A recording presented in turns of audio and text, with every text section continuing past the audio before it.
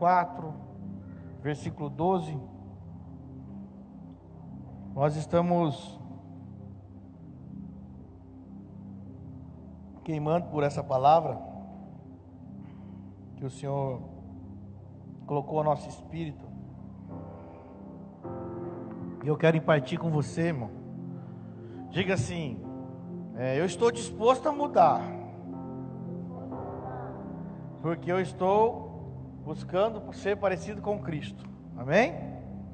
O que nós estamos fazendo aqui todos os dias no culto, irmão? Nós estamos só buscando ser parecido com Cristo. Nós viemos na igreja hoje, no domingo, para ser igreja amanhã, na segunda. Amém, irmãos? Amém? Então é isso que você está fazendo aqui hoje. O que você veio fazer hoje aqui?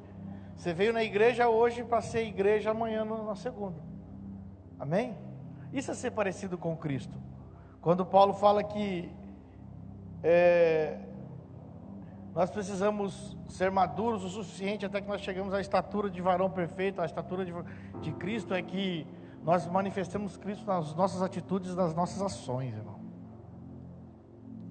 Amém? Eu posso ser salvo e não manifestar Cristo, sabia? Então é isso que nós precisamos entender. Nós precisamos manifestar Cristo em todos os dias da nossa vida. E quando eu venho na igreja e não manifesto Cristo com a minha vida, eu sou daqueles que eu torno mais chato. Eu torno até um pregador, fico pregando Cristo para as pessoas, mas as pessoas não querem nem saber do Cristo que eu prego, porque elas falam assim: ele está pregando um Cristo que eu não vejo na vida dele. Amém? É sério isso, irmão. Sabe, nós deveríamos parar um pouco de pregar e começar a ser transformado. Porque à medida que nós somos transformados, as pessoas vão olhar para nós, vão ver Cristo na nossa vida, e não vai precisar a gente pregar. Quando a gente falar de Cristo, fala assim: eu conheço. Por que você conhece? Porque eu estou vendo a tua vida, e é verdade o que eu vejo na tua vida. Amém? Jesus, entretanto, ouvindo que João estava preso, voltou para a Galiléia, e deixando Nazaré, foi habitar em Cafarnaum, situada à beira-mar, nos confins de Zebulon e Naftali. Assim cumprindo-se o que fora dito pelo profeta Isaías: terra de Zebulon e terra de Naftali, caminho do mar além do Jordão, Galiléia dos gentios, povo que jazia nas trevas, viu uma grande luz, e aos que estavam detidos na região e sombra da morte, a luz raiou. Daquele momento em diante, Jesus passou a pregar e dizer: arrependei-vos, porque é chegado o reino dos céus. E caminhando junto ao mar da Galiléia, viu 2 irmãos, Simão, chamado Pedro, e André, que lançavam a rede ao mar, pois eram pescadores. Então disse-lhe Jesus: vinde após mim, e eu vos farei pescadores de homens. E eles imediatamente deixaram suas redes e seguiram Jesus. Fala assim para o teu irmão que está ao teu lado aí: eles deixaram imediatamente e seguiram. Tem coisa, irmão, que você não tem que pensar, não. Sabe por que você não tem que pensar? Porque o reino de Deus é simples. Você tem que pegar, fazer, largar e ir embora. Não está falando nem que eles guardaram a rede ali, dobraram a rede. Está falando que eles deixaram e seguiram. Amém? Por quê? Porque o reino de Deus é simples. Quem complica é a religião. No reino as coisas são simples. É pegar e fazer, para daqui para lá.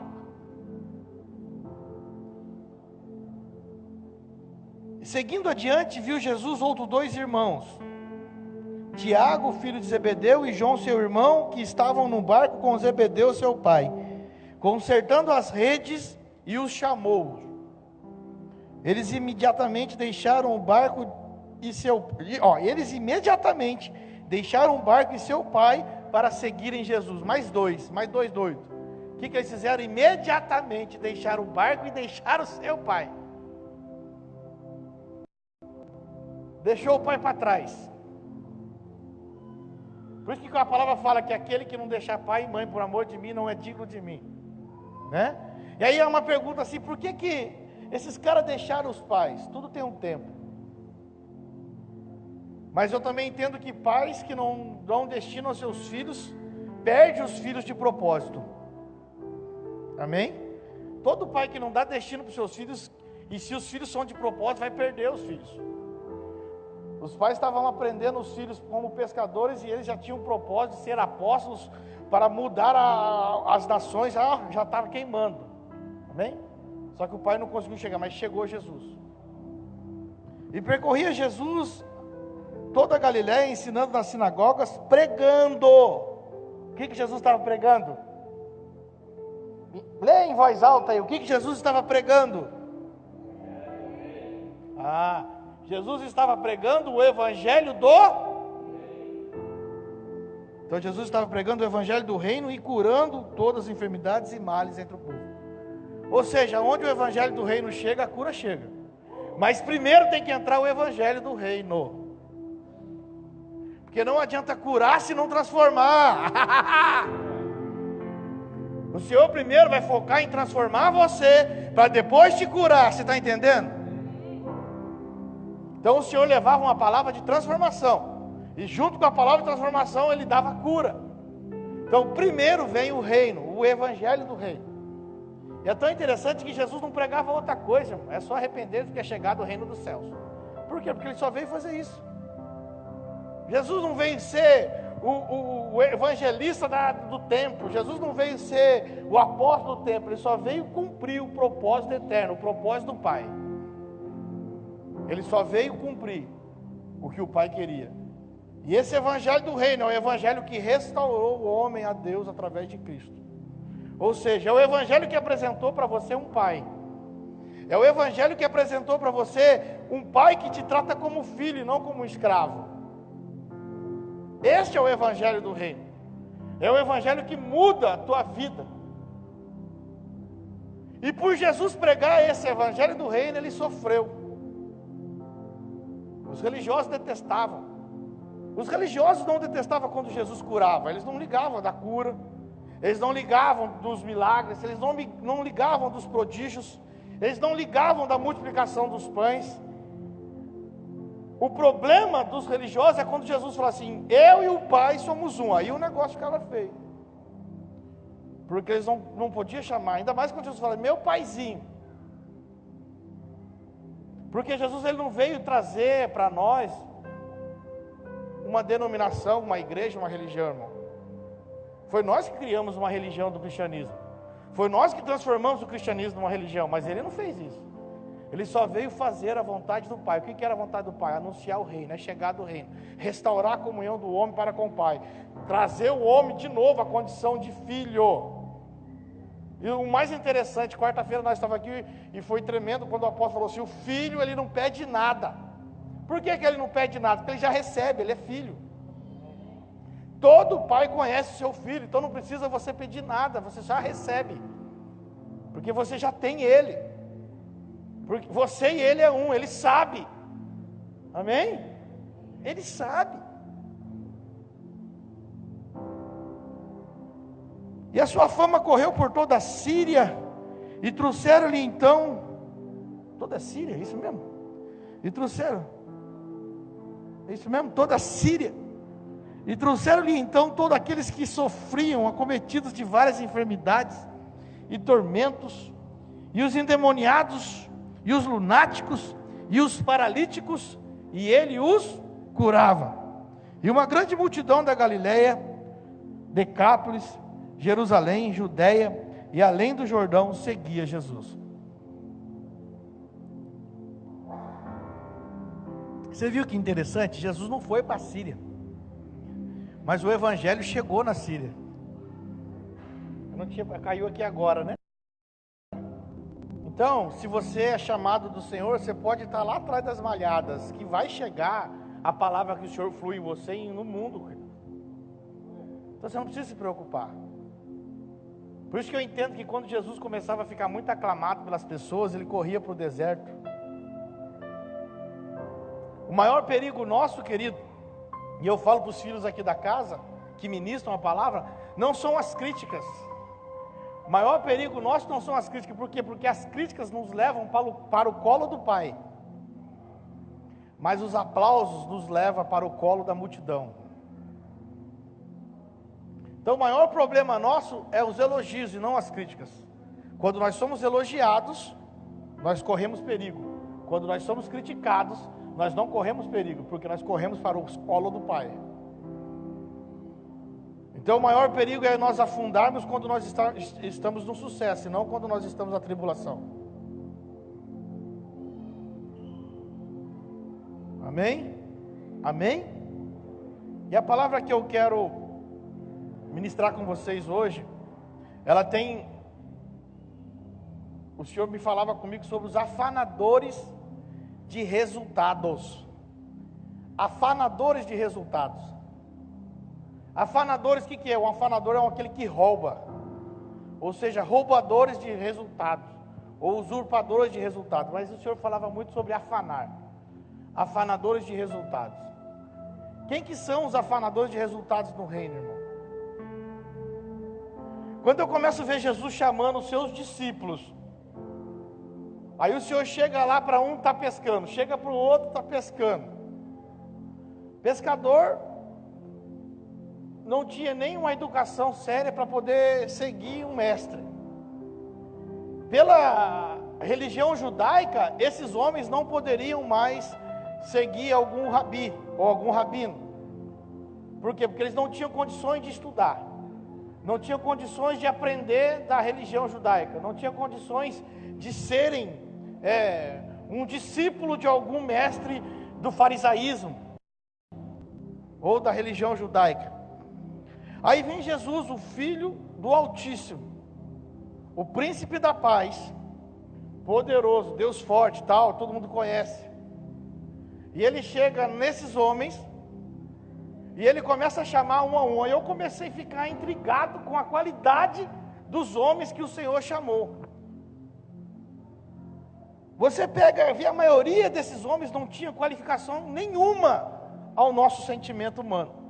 Se nós fôssemos querer montar uma equipe para edificar uma grande igreja no Brasil, a gente não escolhia nenhum deles, talvez um, com certeza a gente escolhia um. Dos 12, com certeza a gente só ia escolher um. Porque a qualificação daqueles caras não dava para seguir um mestre que estava com um propósito eterno de estabelecer o reino de Deus, de estabelecer a comunhão do homem, de mudar a terra de novo, tomar aquilo que o diabo tinha pegado e trazer de volta ao governo da igreja. Aqueles 12, irmão, 11 com certeza não daria para nada aos nossos olhos. Por quê? Porque faltava experiência, faltava estudo, faltava aptidão vocacional, não sabiam falar, não sabiam conversar, não sabiam ler, alguns deles. E o Senhor chama eles. E eles não tinham nenhum requisito segundo a religião judaica, nenhum pré-requisito eles poderiam ter. Principalmente com a aparência deles, irmão. Eram os homens que não eram tão dotados de aparência, não se cuidavam. Quem conhece a região litorânea nossa aqui? Vocês conhecem pescador? Quem conhece pescador aqui que vive no mar? Que vai com o barquinho lá, depois volta, Vocês viram como que eles saem, como que eles chegam? Né? Não tem aparência, né? E aí você começa a ver cada um. Simão, Pedro, era desestabilizado emocionalmente, instável. Além disso, ainda não sabia ler, mas era instável. Ele vivia sujeito à explosão, toda hora ele era instável, brigava, apelava. Essa era a característica de Simão. Aí nós estamos falando de um povo que vai mudar o mundo. Como é que você coloca uma pessoa instável? André não tinha habilidade de liderança nenhuma. Tiago e João, eles estavam mais preocupados no seu interesse pessoal do que no propósito. João era mais humilde de todos, um menino, que se quando chegasse para algumas pessoas, dificilmente ele ia conseguir ter autoridade sobre as outras pessoas, porque ele era o mais novo de todos. Então falar que ele seria o apóstolo seria impossível, ele ser o apóstolo. Mateus era o pior de todos. Mateus era um publicano. Publicano trabalhava para cobrador de imposto, irmão. Então Mateus, olha que loucura. Todo judeu detestava cobrador de imposto e publicano. Você tem uma ideia? Eles não aceitavam nem o dízimo de um publicano, sabia? De um cobrador de imposto. Se um cobrador de imposto fosse dizimar, eles não aceitavam, porque eles falavam que era miserável. E Mateus cobrava imposto dos pescadores. Aquilo que os pescadores pescavam e vendiam, ele ia lá e cobrava imposto. Então ele cobrava imposto de Pedro, Tiago, João. Você está entendendo o que Jesus faz? O reino, você não é unido por afinidade, você é unido por propósito. Coisa de louco. Imagina quando eles viram Mateus, e agora? No reino não tem essa. E os cobradores de impostos, olha, era tão terrível os cobradores de impostos, que quando eles iam cobrar imposto de um judeu, o judeu já dava o dinheiro certinho. Por quê? Porque ele não queria receber nenhum troco de um cobrador de imposto, porque ele dizia que o dinheiro do cobrador de imposto era imundo. Nem o troco ele aceitava, então ele dava um jeito de dar o imposto certinho. E quando ele não tinha, ele trocava com outro irmão lá para poder dar, para não pegar troco, porque era um dinheiro imundo. Olha como que o cobrador de imposto era visto. E aí o cobrador de imposto chama Jesus para fazer uma festa na sua casa, vamos comer, todos eles. Imagina a turma de Jesus, quando Jesus andava com essa turma, o que a religião falava deles?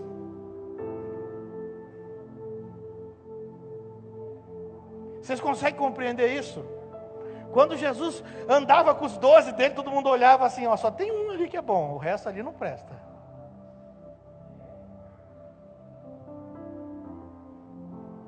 Tiago e Tadeu, irmão, eles eram problemáticos, eles eram radicais, mas só que além de ser radicais, eles tinham tendências maníaco-depressivas. Imagina você andando com maníaco-depressivo, não eram normais. E aí eu entendi, né, Evandro, por que esses caras não eram normais. Estava assistindo uma pregação com o Evandro na casa dele, e a pregação falava que nós não podemos ser normais, irmão.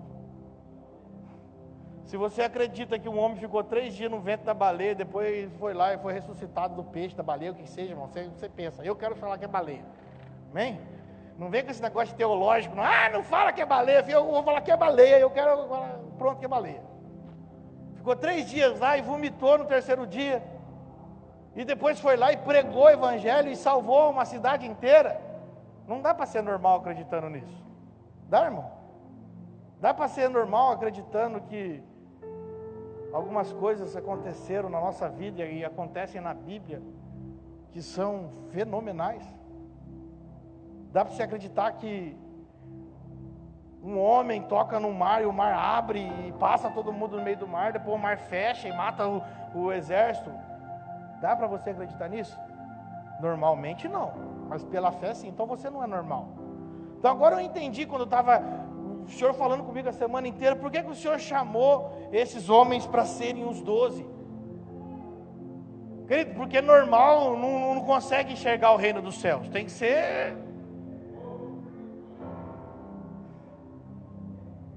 Tomé era um cara que tinha dúvida em tudo. Isso aí para dividir uma equipe, irmão, sabe quando você fala, vamos fazer isso? Acho que não vai dar certo não, é Tomé. É só vendo para crer.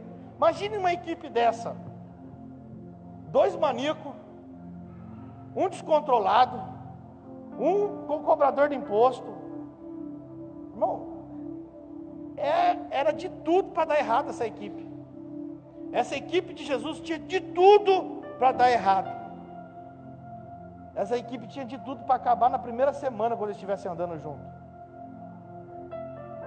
Mas só que quem está com o mestre, filho, quem quer buscar ser parecido com o mestre, pode ser o pior, pode ser o atrapalhado, pode ser o maior pecador, pode estar todo desalinhado, mas andando com o mestre ninguém desalinha, só alinha.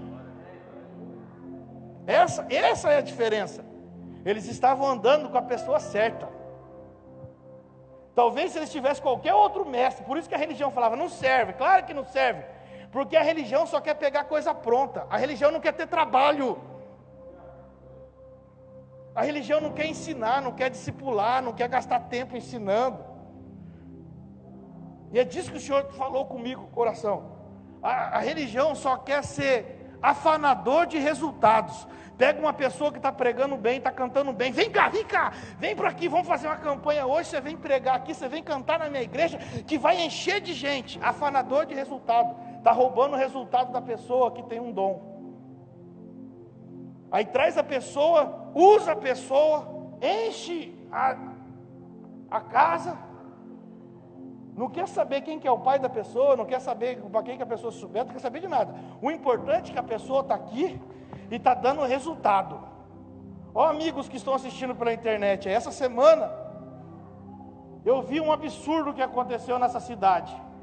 Um pregador que pregava em tudo quanto é lugar, todo mundo aplaudia e idolatrava ele.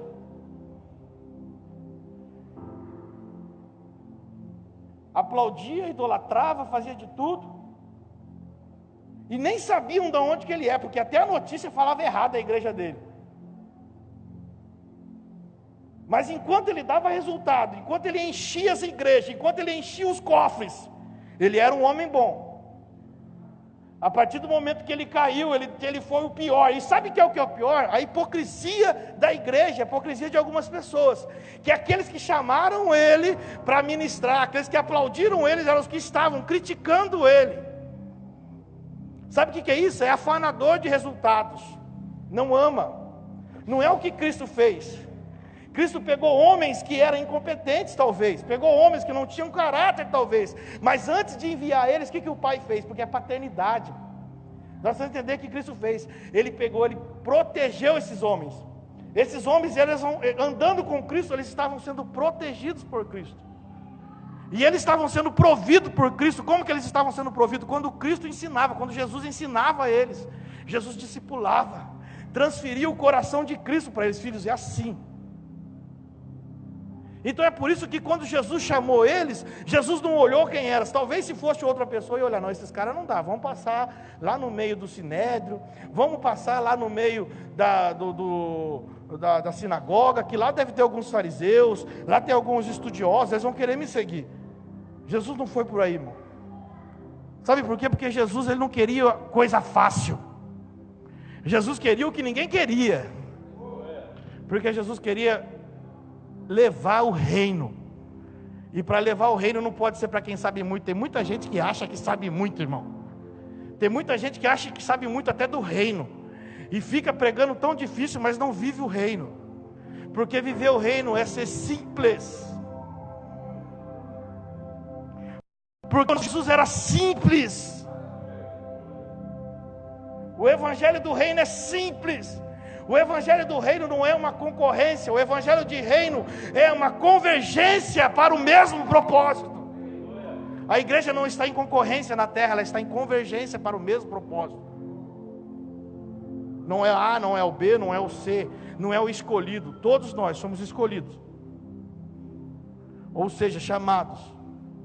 E escolhidos nós vamos ser de acordo com aquilo que nós desejarmos ser. Se nós tivermos vontade, aí o Senhor nos escolhe.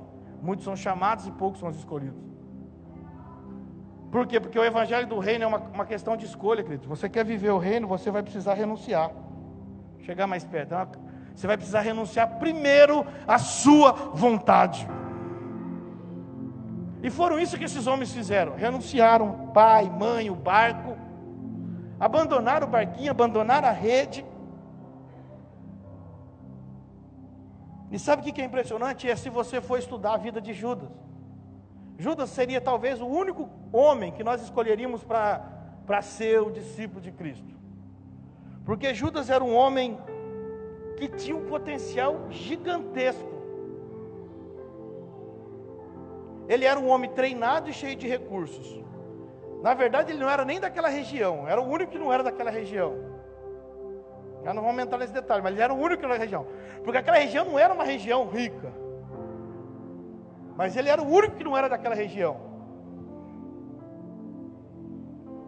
era danado na comunicação, comunicava tão bem, irmão, fluía tão bem no meio dos sacerdotes, no meio dos fariseus, no meio do templo. Ele ia, entrava, conversava, todo mundo conhecia ele.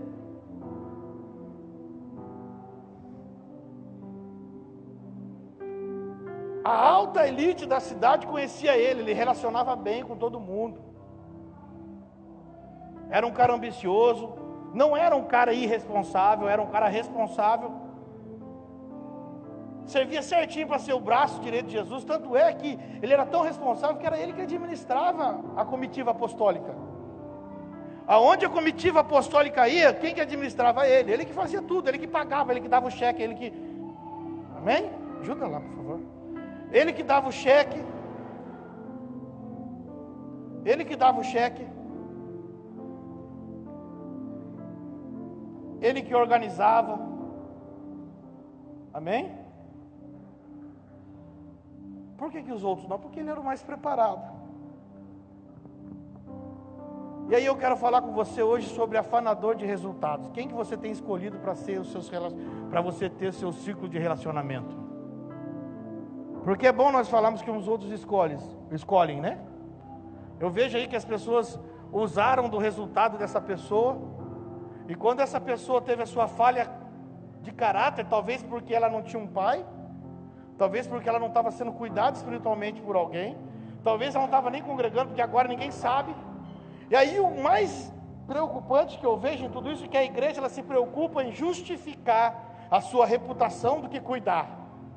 A igreja está mais preocupada em justificar, não, ele não é membro daqui, solta a nota na televisão, solta a nota nas redes sociais, solta... Não, cara, quem é do reino de Deus não está preocupado em justificar reputação nenhuma. Jesus não se preocupava em justificar sua reputação. Aonde ele andava com esses homens, as pessoas falavam mal dele, olha lá o povo, mas ele não estava preocupado. Ele estava preocupado em realizar o propósito eterno.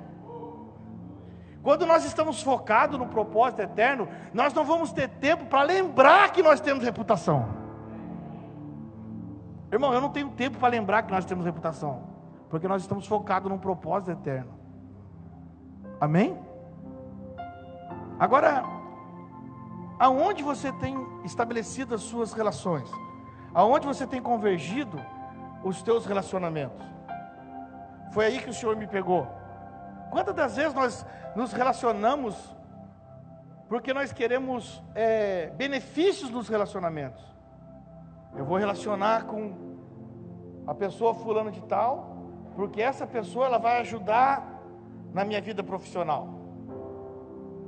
Eu vou relacionar com fulano de tal, porque essa pessoa, eu vou fazer um aniversário de 1 ano do meu filho, e essa pessoa, ela vai me conduzir a isso, e eu vou ter um benefício, porque eu, sendo amigo dela, eu vou ter um benefício.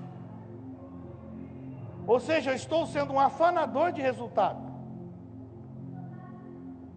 E a igreja tem se convergido para isso, irmão. Quantas das vezes, irmão, tem pessoas que fazem troca de púlpitos.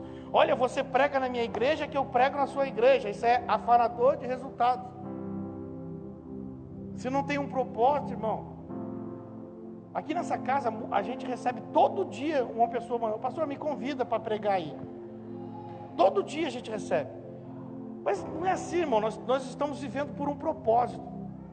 Se a pessoa não entende esse propósito que nós estamos vivendo, se a pessoa não tem um pai, então as pessoas não pregam aqui, e tem muitos deles que são meus amigos pessoais, e eu falo para eles, não, eu não chamo, eles ficam tristes comigo, por quê? Porque não é porque ele é meu amigo que ele vai pregar neste púlpito, é diferente. Este púlpito aqui são para os amigos de Deus, não para os meus amigos, para quem vive o mesmo propósito. A primeira pergunta que eu falo, quem que é seu pai espiritual? Eu estou aí por aí. Então não tem como, filho, acerta a tua casa primeiro, acerta a tua vida primeiro, porque antes de você ganhar a multidão, é muito melhor você ganhar a sua vida para Cristo, do que você ganhar um monte de gente. Eu não estou preocupado com o teu resultado, eu sei que você é bom, eu sei que você prega bem, se eu levar você lá, nós enchemos a casa, mas nós não queremos encher uma casa, nós queremos encher as pessoas de Cristo. Nosso propósito não é encher uma casa, irmão, nosso propósito é encher as pessoas de Cristo. E eu tenho certeza que quando nós enchemos as pessoas de Cristo, a casa enche. É natural. Identidade.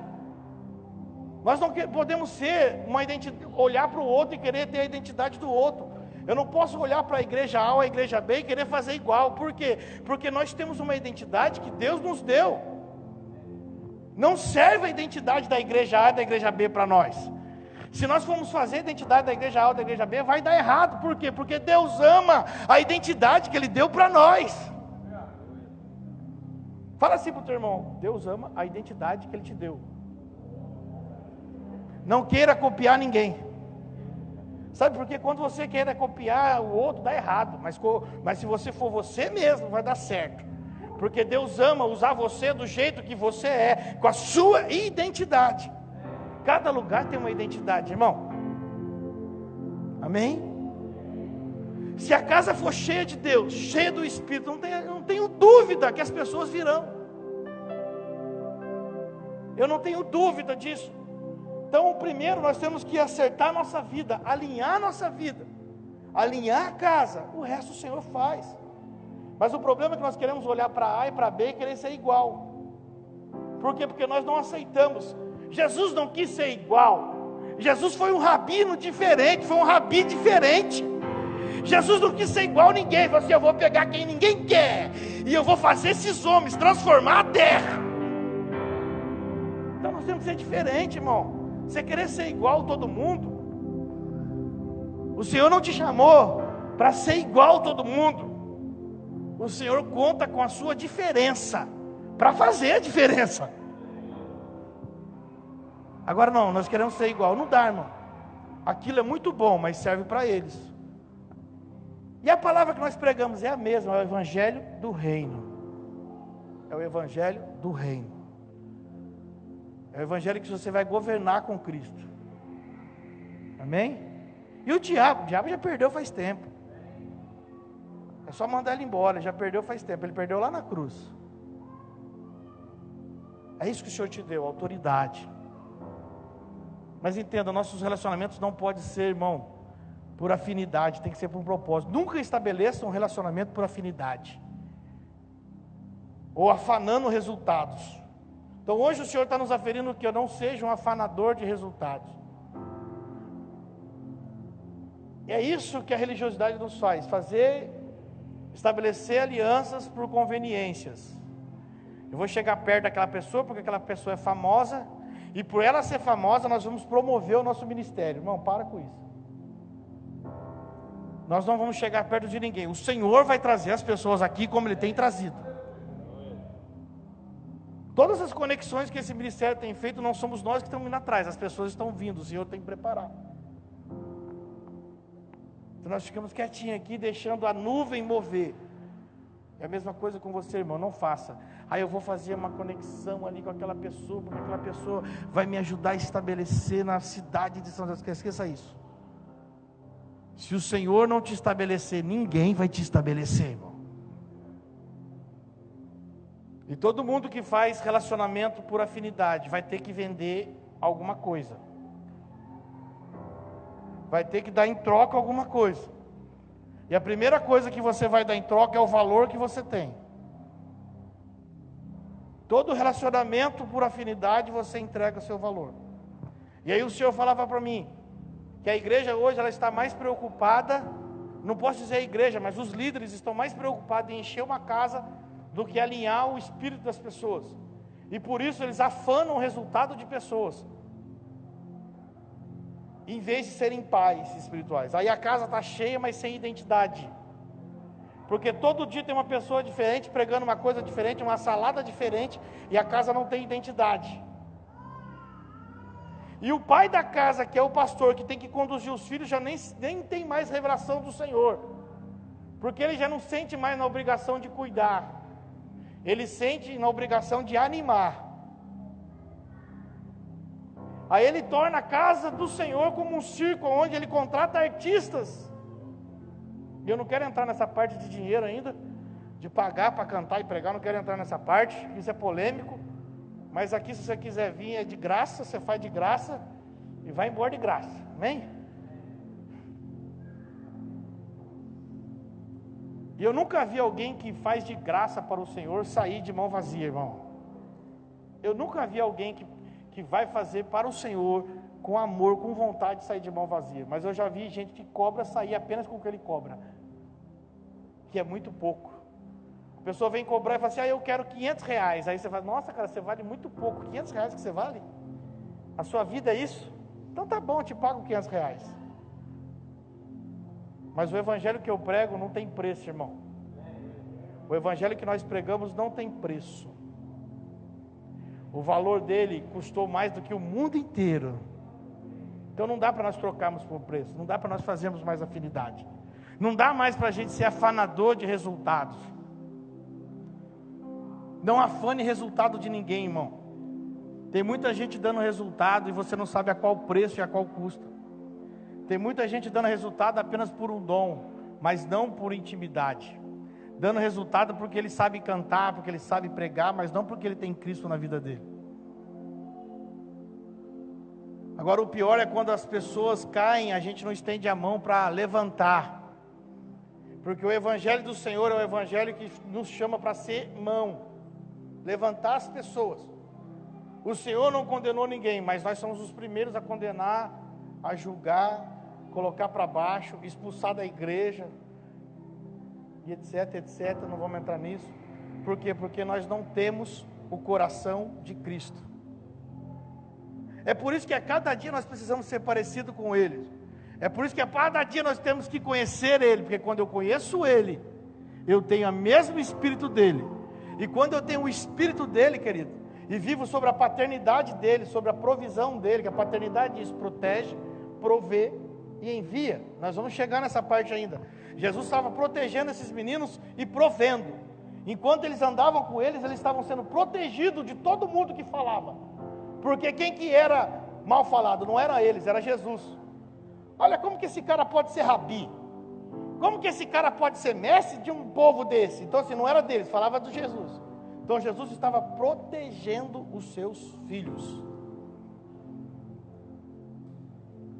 E esses meninos, eles estavam na fase de serem ovelhas de Cristo. Eles ainda eram ovelhas. Eles não eram discípulos, então eles estavam olhando. Depois chegou uma época que eles se tornaram discípulos de Cristo. Depois de discípulos de Cristo, chegou uma época que eles entenderam o que era ser e se tornaram filhos de Deus. E teve uns que se tornaram amigos de Deus. Não foram todos eles que se tornaram amigos de Deus, foram alguns. Teve um que se tornou tão amigo de Deus que nem morreu. E ainda teve toda a revelação toda a revelação. Toda a revelação do Apocalipse. Escreveu o Evangelho de João, escreveu as cartas. Mas deixa eu falar contigo um pouquinho, querido. As nossas relações com as pessoas têm que ser por propósito. Está carregando o mesmo propósito que eu carrego, então nós vamos ter afinidade. Não carrega o mesmo propósito que eu tenho, não dá para ter, irmão. Então você pode ter uma comunhão, mas não uma relação, não estabelecer uma aliança. Por que você não pode estabelecer aliança? Porque aliança é uma coisa que é marcada no espírito e na carne.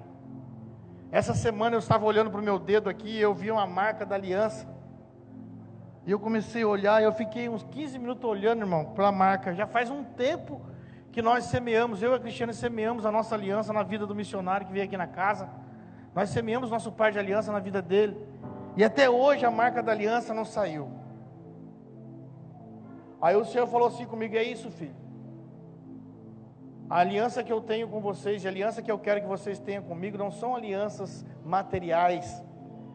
Não é igual aquele anel material que você deu e ele foi embora. Eu quero homens que possuem aliança comigo no espírito e na carne, que estejam marcados em mim e o espírito estejam marcados por mim. Então nós não podemos estabelecer alianças apenas por afinidade. Alianças elas devem ser estabelecidas por propósito, porque a aliança fica marcada na carne e no espírito.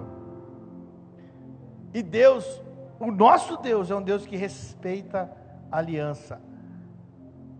E se você fizer a aliança errada, nunca mais você pode quebrar essa aliança. Quando o povo de Israel fez aliança com os gibeonitas, porque foram enganados pelos gibeonitas, E aí o povo ficou doido, vamos matar esse povo. Chegaram até o sacerdote falou assim, negativo. Uma aliança estabelecida jamais será quebrada, porque o nosso Deus é Deus de aliança. Ou seja, Deus não tem nada a ver com as alianças que você estabeleceu fora do propósito. Isso é culpa sua, não é de Deus. Eu tenho algumas alianças que eu estabeleci fora do propósito de Deus. Até hoje eu sofro, mas eu não quebro elas. Se essa aliança for quebrada, ela vai ser quebrada do lado de lá, não do meu lado. Por quê? Porque alianças não podem ser quebradas. Homens de alianças não podem tirar, porque são marcas que estão no espírito e na carne. E como é que a gente faz aliança com as pessoas que nós nem conhecemos? E ainda entregamos o púlpito da igreja para as pessoas ministrar para os filhos que estão vindo ouvir a palavra de Deus. Apenas para afanar um resultado, porque a pessoa faz aplaudir, a pessoa faz pular, a pessoa conhece todo mundo.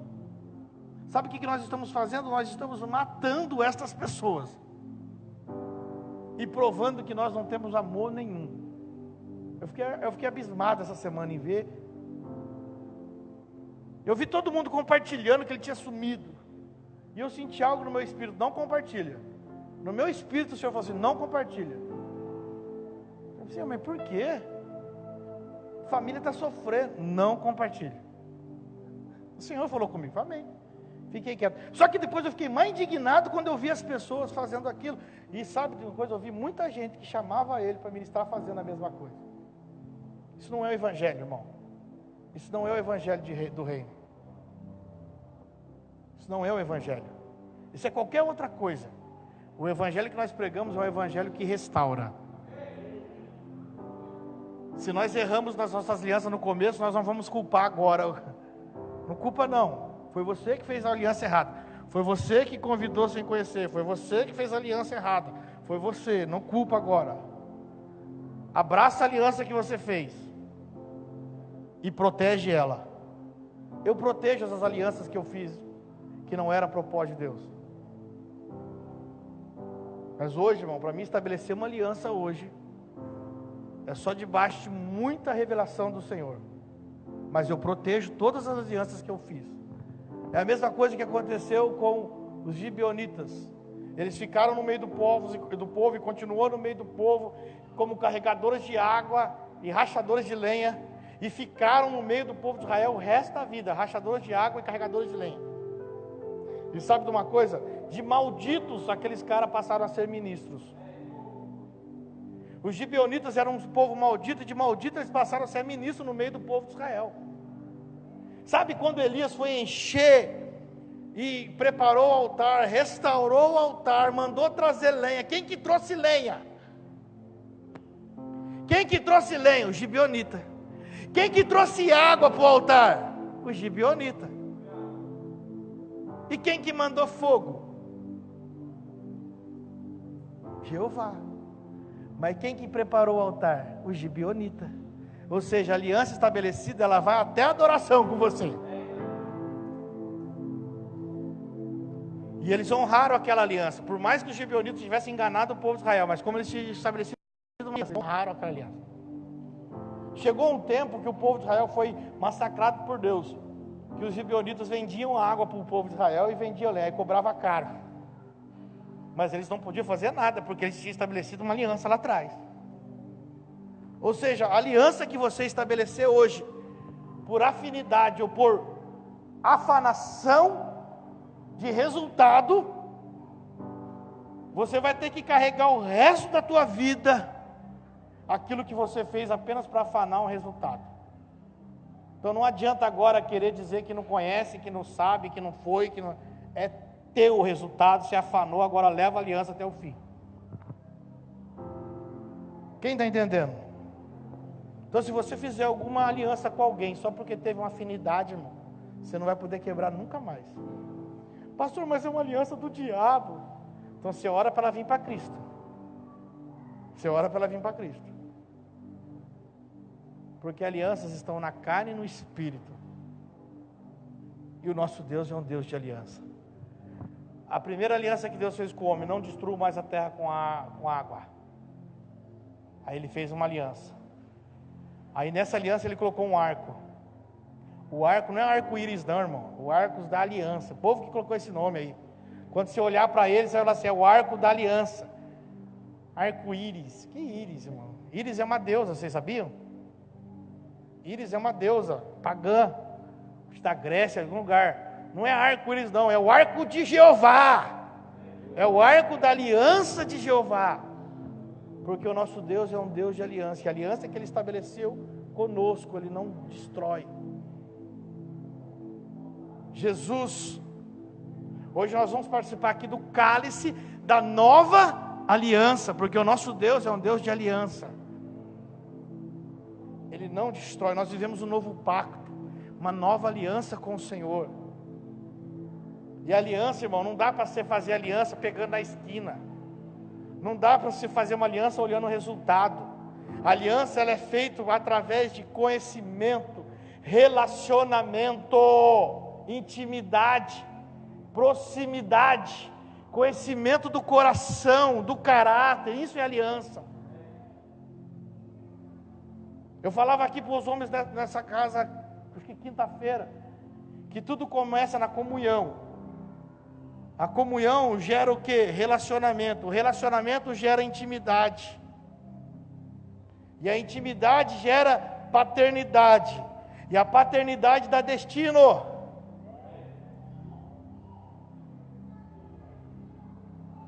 Só a paternidade pode te dar destino. Então é um processo de Deus. Nada é do dia para a noite. Tudo tem um processo.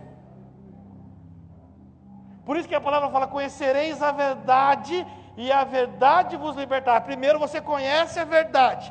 Depois que você conhece a verdade, você é liberto pela verdade. Mas primeiro você tem que conhecer ela. Eu não estou liberto ainda, porque você não conhece a verdade ainda. A verdade se chama Cristo, uma pessoa. Quando você conhecer ela, você é liberto por ela. E isso é normal, irmão, porque é um processo. Você está conhecendo e sendo liberto, é um processo. Não tente pular etapas nos processos. Deus é um Deus que respeita a aliança.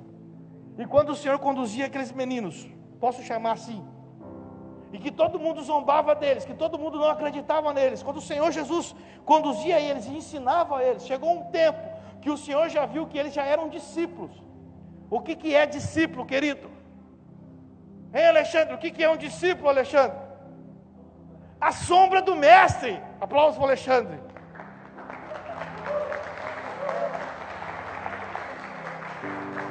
Um discípulo é a sombra do mestre. Ou seja, o que é a sombra? Faz o que o mestre faz. Mas deixa eu falar assim, o discípulo é a sombra do mestre, mas o filho é a imagem do pai, tá, querido? O discípulo é a sombra, o filho é a imagem. Então não queira ser discípulo, vá para filho logo. Quando Jesus entendeu que eles eram discípulos, então se ele é a sombra minha, eles vão fazer o que eu faço. Quem está entendendo? Aí Jesus, Mateus 10. Mateus 10. Jesus, tendo chamado seus 12 discípulos, deu-lhes o poder. Olha aí. Tinha protegido, tinha ensinado e agora estava enviando. Deu-lhes o poder de expulsar espíritos imundos e curar todas as doenças e males. E estes são os nomes dos 12, já não eram mais discípulos. Já era enviado. Porque apóstolo significa o quê? O enviado. Então já não era mais discípulos. Já não era mais, aliás, discípulo não, já não era mais, fugiu. Já não era mais aprendiz, o discípulo, já era um enviado, já era um apóstolo. Deu-lhes o quê? E estes nomes dos 12 apóstolos: primeiro Simão, chamado Pedro, e André, seu irmão, Tiago, filho de Zebedeu, e João, seu irmão, Filipe e Bartolomeu, Tomé e Mateus, o publicano, Tiago, filho de Alfeu e Tadeu, Simão, Zelote, Judas Iscariote, o mesmo que traiu a Jesus. E assim, esses 12 homens enviou Jesus com as seguintes recomendações: não encaminheis aos gentios, nem entreis em casa em cidade alguma dos samaritanos. Antes, porém, buscai as ovelhas perdidas da casa de Israel. E à medida que seguides, pregai esta mensagem: o reino dos céus está ao vosso alcance. Fala para o teu irmão, o reino do céu está mais perto do que você imagina, querido. Você fica achando que está lá no... Está dentro de você. Está tudo dentro de você. Curar enfermos, purificar leprosos, ressuscitar mortos, expulsar demônios. Graciosamente, ai meu Deus do céu, graciosamente recebestes, e graciosamente vos dai. Não tem preço, é de graça. Amém, irmão? Pregar esse evangelho é de graça, não tem preço, é de graça. De graça nós recebemos, e de graça nós damos. Não tem preço. Esse evangelho é melhor do que Mastercard. Não tem preço. Porque o preço dele é tão caro que igreja alguma poderia pagar alguém para pregar esse evangelho. Esse evangelho custou mais do que o mundo inteiro. Não tem lugar que consiga pagar isso, já foi pago. Toca no teu irmão e fala assim, já foi pago.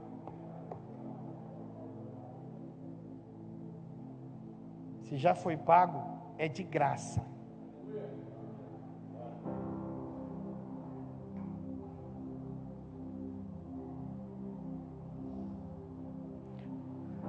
Não vos provereis de ouro, nem de prata ou cobre em vossos cinturões. Não leveis sacolas de viagem, nem uma túnica a mais, segundo o par de sandálias ou cajado, pois digno é o trabalhador do seu sustento.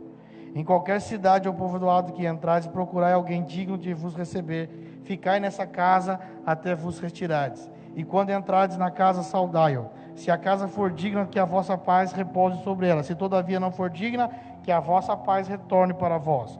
Porém, se alguém não vos receber, nem der ouvido às vossas palavras, assim que saídes daquela casa ou cidade, sacuda a poeira dos vossos pés. Sabe o que está falando aqui? Ó?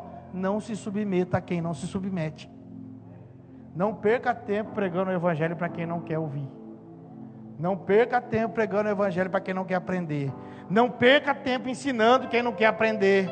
Não perca tempo discipulando quem não quer aprender. Está cheio de gente querendo aprender. Não faça aliança, mas ele é tão bonitinho, ela é tão bonitinha, eu quero que ela aprenda. Não perca tempo, vai pregar para quem quer aprender. Amém? Vai pregar para quem quer aprender, porque quem quer aprender, pega e faz, é simples. Quem quer aprender o reino, ele aprende aqui e pratica na segunda. Ah, eu não quero praticar. Então você não quer o reino, eu não vou te ensinar, eu não vou nem perder tempo com você, porque você está gastando meu tempo, e tem muita gente querendo aprender. É simples assim, era isso que o Senhor estava falando. Irmão, é que o Senhor era polido. Mas ele estava falando assim, ó, não perca tempo, porque tempo é precioso. Não perca tempo. Com toda certeza, olha aí que o Senhor fala ainda, afirmo que haverá mais tolerância para Sodoma e Gomorra no dia do juízo, do que para aquelas pessoas. Ou seja, quem não quer aprender, quem não quer receber o evangelho do reino, vai ser muito mais pesado para ele do que para a cidade de Sodoma e Gomorra. Você pode entender? O Senhor destruiu a cidade de Sodoma e Gomorra. E quem não quer o reino será muito mais pesado. Não é que Deus é um Deus mau, irmão. É que quem não quer o reino, ele mesmo se autodestrói. Não é o Senhor que destrói. Quem não quer o evangelho do reino, ele mesmo se autodestrói. Ele mesmo se autodestrói seu casamento. Ele mesmo se autodestrói a sua vida. Ele mesmo se autodestrói a sua vida profissional. Ele mesmo se autodestrói a sua vida ministerial. Ele mesmo se autodestrói, não é o Senhor. Porque o Senhor não destrói nada, irmão. Tudo que nós estamos mal não é por causa do Senhor, não é por causa da igreja, não é por causa do pastor, é por causa de nós mesmos. Porque nós não aceitamos a correção, nós não aceitamos a palavra, nós não aceitamos o evangelho do reino. Quando der meia-noite, vocês me avisam, tá bom? Então é isso, querido, o Senhor enviando, ó. O Senhor estava enviando e dando as diretrizes para eles. Por quê? Porque não é simplesmente pega ele e põe para pregar, não. Agora você vai, mas ó, você vai fazer assim, assim e assim. Observai e eu vos envio como ovelha entre lobos. Sede, portanto, astutos como as serpentes e inofensivos como as pombas. Ou seja, seja esperto para detectar as coisas contra vocês. mas seja inofensivo como as pombas, para vocês tomarem atitude para defender vocês. Ou seja, não deixe que ninguém faça mal a vocês, seja esperto, mas não saia defendendo. Este é o evangelho que nós pregamos. Nós temos cara de leão para defender o reino, e cara de cordeiro quando falam mal da gente. Falou mal do reino, nós defendemos o reino de Deus. Falou mal da gente, eu sou uma ovelha, pode falar. Amém? Este é o evangelho.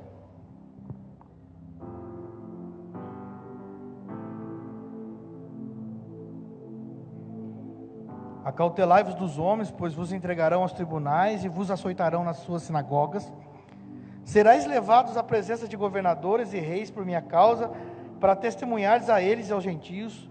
Todavia, quando vos prenderem, não vos preocupeis em como ou o que deveis falar, pois que naquela hora vos será ministrado o que haveis de dizer. Isso porque não sois vós que estareis falando, mas o Espírito de vosso Pai é quem se expressará através de vós. Um irmão entregará à morte seu irmão, e o pai ao filho. E os filhos se rebelarão contra os seus pais, e lhe causarão a morte. E por causa do meu nome, sereis odiados de todos. Contudo, aquele que permanecer firme até o fim, será salvo. Quando, porém, vos perseguirem num lugar, fugir para o outro, pois com toda certeza vos asseguro que não tereis passado por todas as cidades de Israel antes que venha o Filho do Homem. O pupilo não está acima do seu mentor, nem um escravo acima do seu amo. É essa palavra que eu queria lembrar, o pupilo. Eles eram todos pupilos de Jesus. Basta ao discípulo ser como seu mestre, e ao servo ser como seu senhor. Se chamaram de Belzebu a cabeça da casa, quanto mais aos membros da família. Lembra que eu falei para vocês não me defender? Eles vão chamar vocês da mesma coisa que eles me chamaram. Amém? Entretanto, não os temais.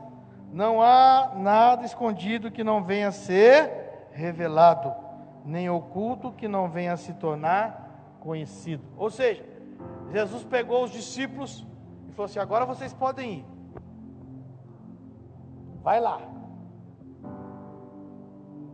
Irmão, antes de enviar, tem provisão, tem proteção. Protegeu eles.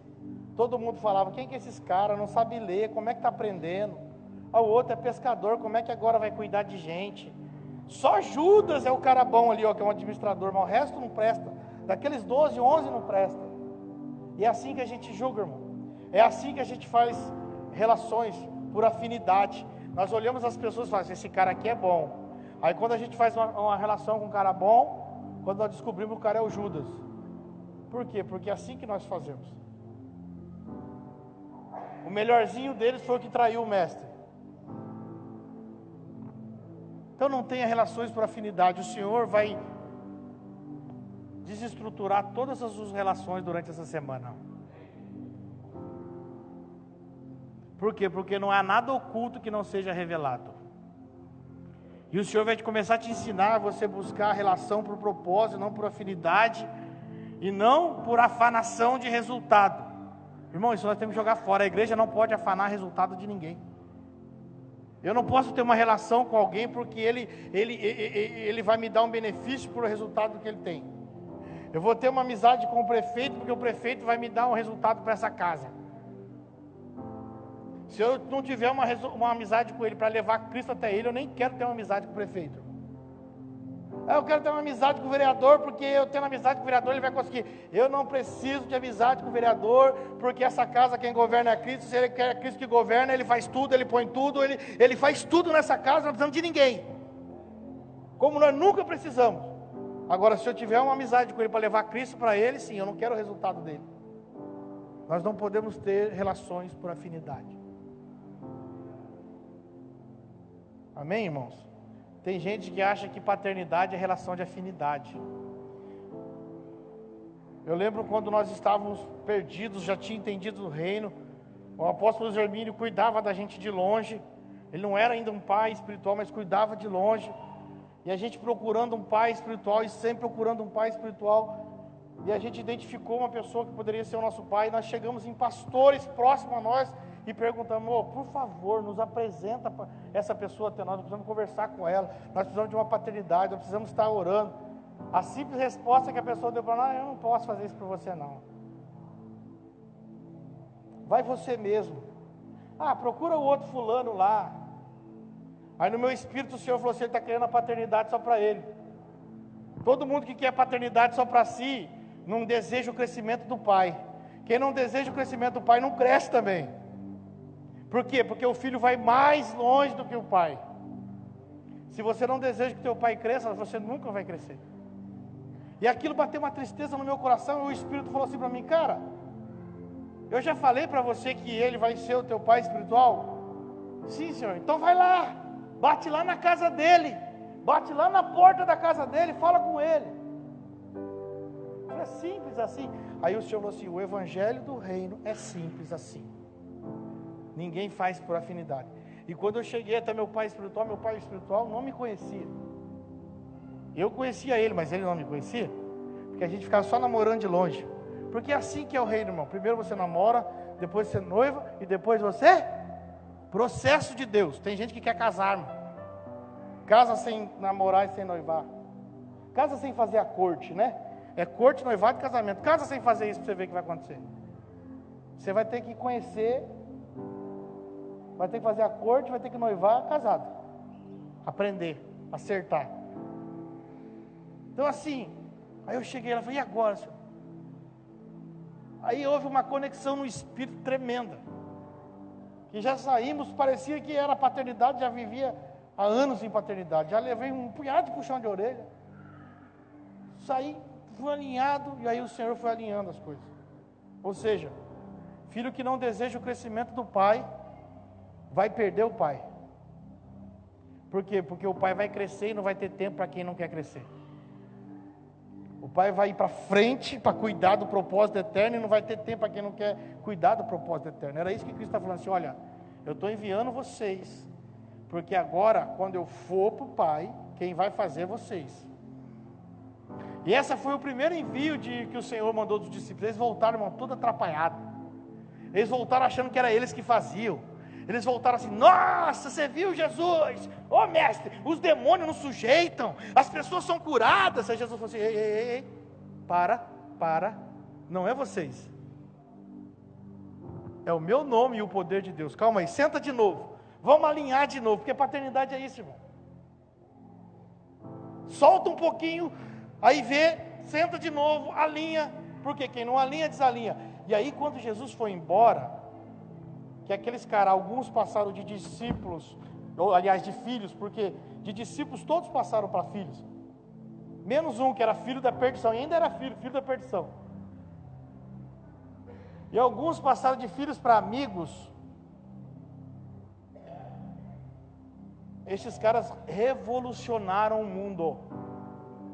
Esses 12 homens, que eram mais zombados, que eram os menos incompetentes para isso, os mais incompetentes, foram os caras que revolucionaram o mundo da época, que pregaram o evangelho ao mundo da época. Fizeram muito mais que Jesus. Jesus tocou multidão, mas eles tocaram multidões de multidões. Jesus multiplicou pães, mas eles salvavam multidões. A primeira pregação de Pedro era 3.000 almas aceitando a Cristo. A segunda, 5.000. Os caras pregavam para estádio, para arena. Os caras chegavam em cidade, a sombra dos caras curava. Os caras formaram a maior comunidade, que os marxistas têm inveja da comunidade que eles formaram na época. Sabe por quê? Simplesmente porque Cristo não teve uma relação com eles por afinidade. Cristo não queria afanar o resultado deles. Cristo queria levar eles ao propósito eterno. E se você não tiver, querido, você mudar suas formas de relacionar, você vai ver Cristo fazendo com você o propósito rápido, ligeiro, rasteiro. Sabe por quê? porque as nações o Senhor nos deu como herança. Amém, querido? Hoje nós vamos participar da ceia do Senhor. E você vai celebrar conosco essa ceia. Pode amar aqui, queridos. E você vai entender que o Senhor, se Ele tinha lá homens que a religião falava que não tinha condições de ser discípulos,